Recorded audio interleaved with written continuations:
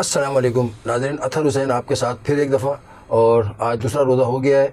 मुझे उम्मीद है कि आप लोग अपने पड़ोसियों का, अपने दोस्तों का, अपने साथ रहने वालों का, अपने बहुत जो करीब है आपके, उनका बड़ा साथ देने के लिए आप लोग तैयार होंगे।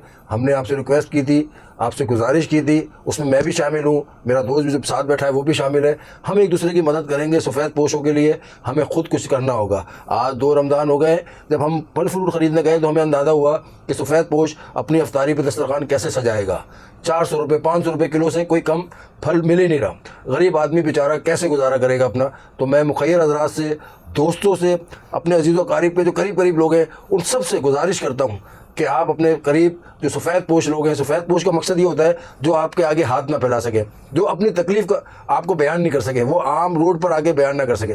खुदारा मैं हाथ जोड़ के कहता हूँ कि आप उनका ख्याल रखें, क्योंकि अभी 2 रोज़े मैंने किए हैं ना, मतलब अफ्तारी लाया हूँ, चीज़ें लेके आया हूँ घर के लिए, तो मुझे अंदाज़ा हुआ कि इस दफ़ा तो महंगाई का जिन बाहर निकल के आ गया और हमारे हुक्मरान नहीं सोच रहे, कोई मुखैर हज़रात नहीं सोच रहा, जो बड़ी बड़ी NGO लेके चल रहे हैं वो नहीं सोच रहे। सिर्फ रोडों पे अफ्तारी कराना, सहरी कराने से मसले का हल नहीं निकलेगा। आप बन मुट्ठी उनका ख्याल रखें। खुदारा अभी 28 रोज़े बाकी हैं, आप इन 28 रोज़ों में उनका सहारा बने। शुक्रिया। अब मैं चलता हूँ अपने दोस्त के पास। अस्सलाम वालेकुम। बेनता शुक्रिया अतर भाई, और वालेकुम अस्सलाम।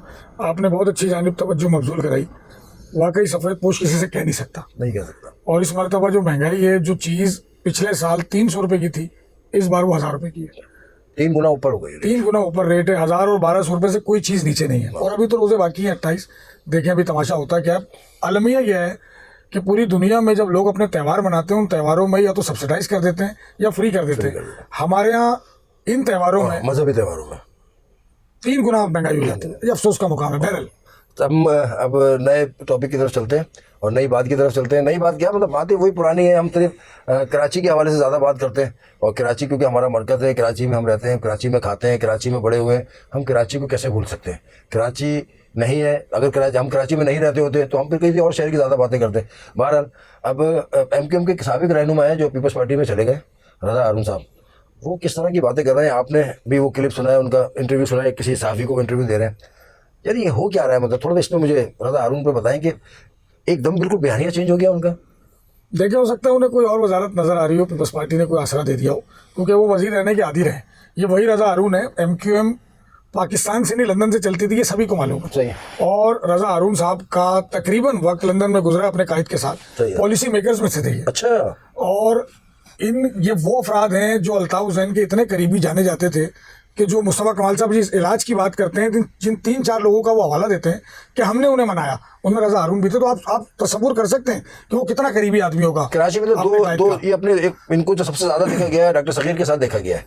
डॉक्टर सगीर, और ये एक दौर में इशरतुल इबाद की टीम का हिस्सा थे जो कराची बनाने के लिए इनके साबका कायदे ने इनको टास्क दिया था। अच्छा। अब वो इंटरव्यू में जो बातें कर रहे हैं, वो ऐसा लग रहा है या तो वो उनका जहन रेस कर चुका है सब कुछ, वो पुरानी मेमोरी अपनी भूल चुके हैं, और अपने ही दौर के बारे में वो उस इंटरव्यू में बात कर रहे हैं कि नहीं 2008 से बात नहीं करें, 2002 से बात करें।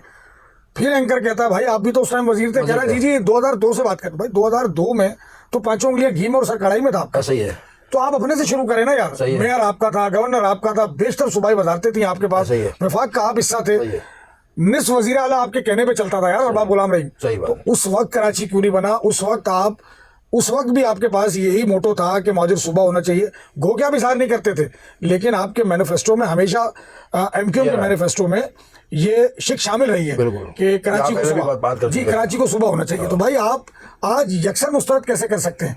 आज आप, अच्छा वो पीपल्स, कमाल की बात है वो पीपल्स पार्टी को भी एक्सप्लेन नहीं कर पा रहे। अच्छा, पीपल्स पार्टी के बारे में भी बात करते हुए वो आए बाय शाये कर रहे हैं। समझ से बालातर है कि उनका बयानिया क्या है, वो चाहते क्या है, या उन्हें टीवी पे आने का बहुत शौक है तो वो तैयारी नहीं करते।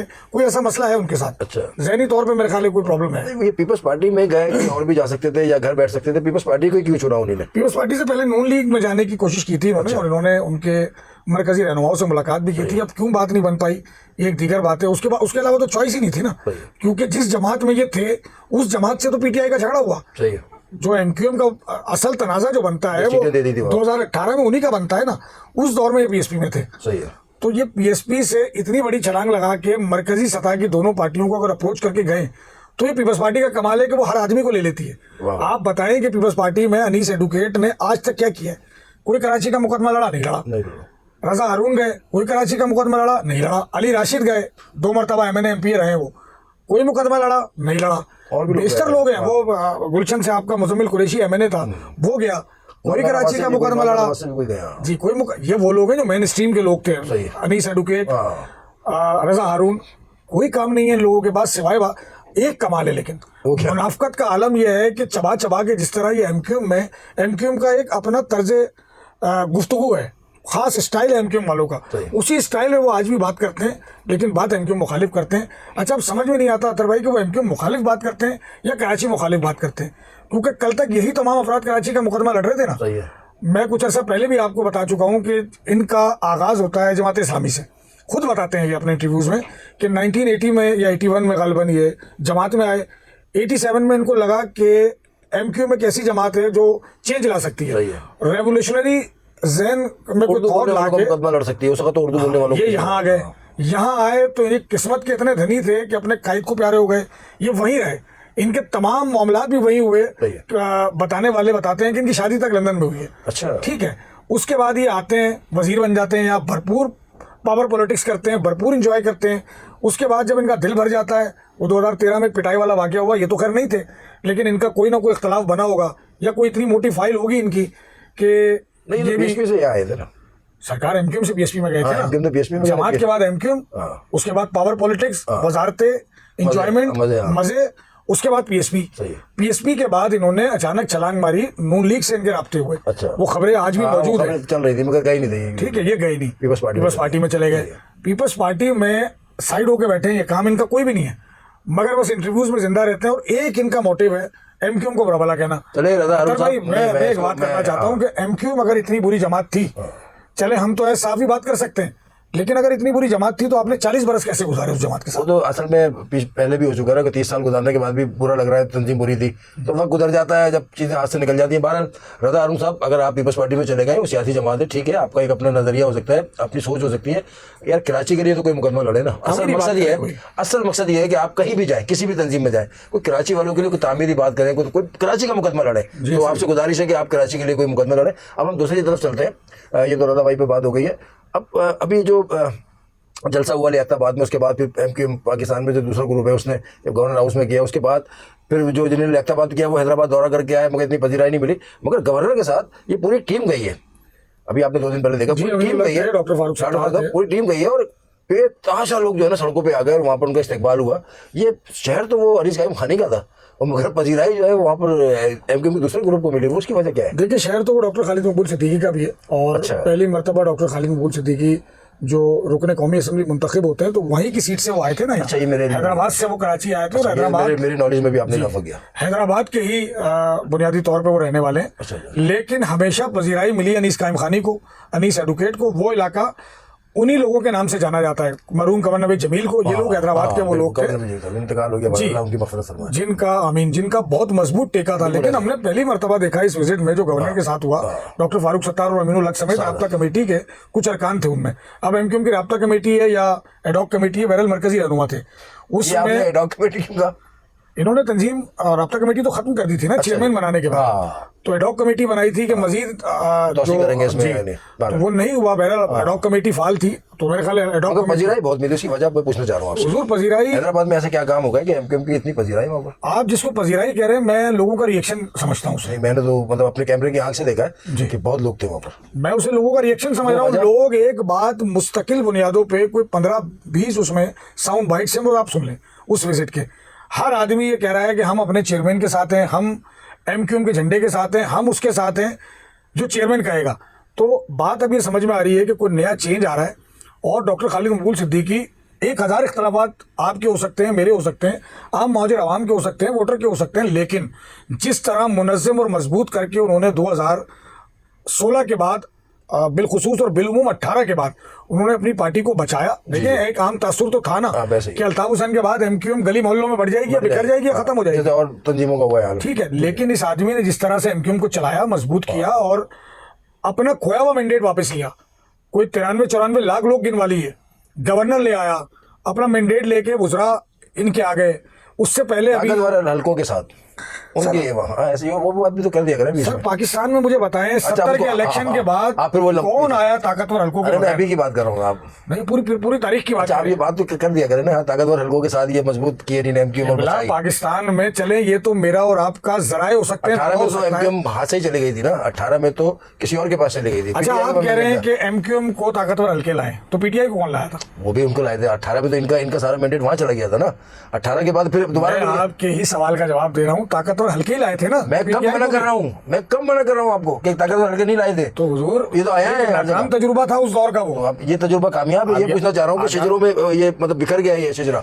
देखिए अगर ये इनकी, मैं आपको अपने जो सियासी पंडित कह रहे हैं ना वो बात करूंगा वो करें कि अगर के लिए बैठा हूं अगर इनका मर्जर ना होता तीनों का, और एमक्यूएम अपने उसी कमजोर स्ट्रक्चर पे खड़े होके जो 18 से 23 तक था काम कर रही होती, 5 साल का जो था उस पर ही अगर काम कर रही होती और मजीद धड़े शामिल ना करती एमक्यूएम बाली कमेटी, डॉक्टर फारूक सत्तार और मुस्तफा कमाल और अनीस कायम खानी की पीएसपी के जो लोग आए, तो मेरे ख्याल है एमक्यूएम बहुत कामयाब होती है और काम कर सकती है। अभी ऐसा शराजा नहीं बिखरता, फैसला साज कोई नहीं है अभी। कोई डॉक्टर खालिद मकबूल सिद्दीकी को चेयरमैन मान रहा है, कोई मानने को तैयार नहीं है। जब ये तो मान रहे हैं, मतलब एक तादाद जो हमने हैदराबाद में देखी, कराची में तो दूसरे को मान रहे, दूसरा ग्रुप जो है थोड़ा सा ज्यादा एक्टिव है। मतलब बात यह है कि कारकुनान फैसला साज नहीं है ना, फैसला साज जो बुनियादी कमेटी है इनकी, जो मरकजी कमेटी है, जब 4 हामी में होंगे और 12 इख्तलाफ कर रहे होंगे तो आप फैसला तो नहीं कर सकते। तो ये वाली बात है। आप देखें असेंबली में आपको पीएसपी के अरकान असेंबली अलग नजर आते हैं, सही है, एमक्यूएम पाकिस्तान के अलग नजर आते हैं, वाज़ेह फर्क नजर आता है। अभी आप क्या देख रहे हैं, क्या होने जा रहा है? बस इसको हम थोड़ा और करीब लेके आते हैं बातों को अपनी। मैं एक खबर आपको यहाँ पे देता चलूं, एमक्यूएम अब भरपूर एहतजाज की तरफ जा रही है और एमक्यूएम ने इस हवाले से कराची को लेकर एमक्यूएम एक बहुत मुनज़्ज़म एहतजाज की तरफ जा रही है और इसके लिए एमक्यूएम ने पाकिस्तान के खासे बड़ों से राब्ते शुरू कर दिए। जबरदस्त, ये तो अच्छी बात है जी। और खबर है कराची वालों के लिए भी बड़ी खबर दे दी है उमर भाई ने। अब जो है ना ये टफ टाइम देंगे पीपल्स पार्टी को। सही है।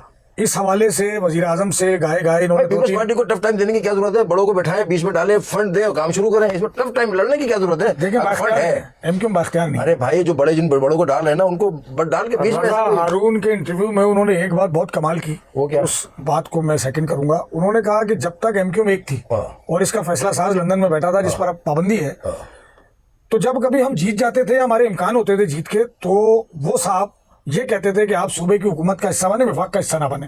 हाँ ये क्या बात है? शहरी हुकूमत। भाई आपका मैंडेट यहाँ है, आपके वोटर यहाँ है, डिलीवर यहाँ करना है। अभी तो दोनों वजारतें विफाकी हैं हमारे पास। आप मुझे बताएं ना कि वो सिर्फ इस्लामाबाद की हद तक वजारतें हैं, वो विफाकी वजारत इस्लामाबाद है, जिसके इस्लामाबाद से निकल के ना कोई इदारे है ना मरकज है। अब कराची में महकमा एजुकेशन का एक नेशनल बुक फाउंडेशन का रीजनल ऑफिस है, एक IBCC का रीजनल ऑफिस है। कोई दूसरा इदारा बताएं? कितने इदारे उनके अंडर में? 35-36 इदारे होंगे। कोई एक इदारा दूसरा बताएं। आप बड़ी अहम बात कर रहे हैं। ठीक है, सबसे बड़ा इदारा है उनके पास HEC, वफाकी वजारत तालीम के पास। उसके बाद उनके पास बेशतर ऐसे FD एक महकमा है जो पूरे इस्लामाबाद के स्कूल और कॉलेजेस को चलाता है। अगर ये महकमे सूबे की सतह पर होते तो आपके वोटर को फायदा हो। चले बहरहाल पीपल्स पार्टी भाई, आप मैं तो कह रहा हूँ कि टफ टाइम देने की जरूरत नहीं है एमक्यूएम को, पीपल्स पार्टी को। आप जो है इनके मसले हल करें। एक बात छोटी सी बात रह गई है, वो मैंने देखा है इनके एमक्यूएम पाकिस्तान के जो है वो एक धड़े के जो है वो कामरान अख्तर साहब हैं, साबिक MP हैं। बहरहाल उनकी वो मैंने एक वायरल दिखी वीडियो कि वो साइबर क्राइम के पास जा रहे हैं अपने ही ग्रुप के दूसरे लोगों के लिए कि वो मेरे खिलाफ बातें कर रहे हैं। ये क्या है? थोड़ा इसको मुख्तसर। पिछले दिनों उनके खिलाफ बहुत मुहिम चलाई गई, टिकटॉक, फेसबुक, यूट्यूब पर उनकी बहुत अजीब वीडियो बना के, कैरेक्टर बना के उनको। तो उन्होंने इस बात का इजहार किया और गुस्से का इजहार किया है कि मैं पार्टी क़यादत को बता चुका हूँ, कोई पेशबंदी नहीं हुई, लिहाजा मैं साइबर क्राइम और DGFIA से बात कर रहा हूँ। और इस हवाले से चंद वो बाकायदा बोल रहे हैं अपनी वीडियो में, मैंने सुना है कि चंद दिनों में वो लोग जो मेरे खिलाफ ये मुहिम चला रहे थे वो कानून के शिकंजे में। चले अच्छी बात है, कानून का साथ लें और कानूनी तरीके से उस मसले को हल करें। अगर भाई इसका मतलब एमक्यूएम में जो वो तंजीमी सतह पर बैठक लगा के बड़े मसाइल हल करते थे वो खत्म हो गया। तो बहरहाल कानूनी तरीके से ही जंग लड़नी चाहिए, मेरी भी राय यही है और उमर भाई की भी यही राय होगी। आपका शुक्रिया कि आप हमारा प्रोग्राम बहुत अच्छे तरीके से इसको देखते हैं, सुनते हैं, तो आप सबका शुक्रिया। और मुझे इजाज़त दें उमर अली अंजुम के एक शेर के साथ। सर अच्छा भाई, शेर अब मुझे रोजाना तो याद नहीं होते, मैं 2 शेर सुना देता हूँ आपकी इजाज़त से तमाम देखने वालों को। ये रमजानों के लिए जो सफेद पोश की बात की है ना आपने, किसी के दर्द का खुद से मलाल करते हुए खुशी मिली है किसी को निहाल करते हुए। क्या बात है। तलब से पहले उसे इसलिए नवाजा है क्या कहने भाई, क्या कहने दोबारा। तलब से पहले उसे इसलिए नवाजा है कहीं वो टूट ना जाए सवाल करते हुए। क्या बात है भाई, सफेद पोश लोगों के लिए वाकई बहुत अच्छा शेर है। हमको इजाजत दीजिए, शेर अच्छा लगे तो कमेंट्स में उमर भाई की तारीफ करना बनती है। अस्सलाम वालेकुम।